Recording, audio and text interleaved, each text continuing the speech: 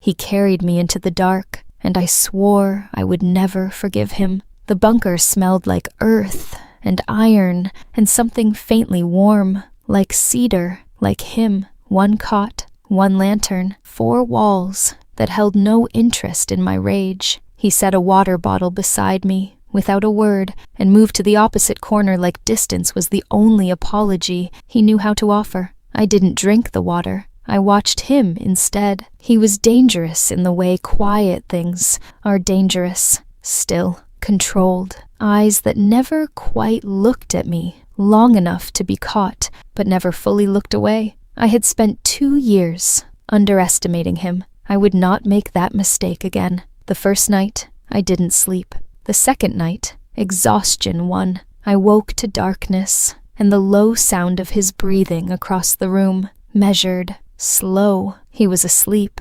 Finally, sitting upright against the wall with his arms crossed, and his jaw relaxed for the first time since I'd known him. And then he said my name, not sharply, not like a command, not the way he always said it, in rooms full of tension and consequence. He said it softly, almost carefully, like it was something fragile he was afraid to break. I stopped breathing. He shifted slightly, brow creasing, and said it again, just my name, wrapped in something I had no category for, something that did not belong on the lips of a villain, something that sounded dangerously close to longing. I sat in the dark for a long time after that, heart loud, mind louder. By morning, I had rebuilt every wall. When he opened his eyes, I was already armed with silence and fury and the memory of everything he had taken from me. You talked in your sleep, I said. He went very still. You said my name.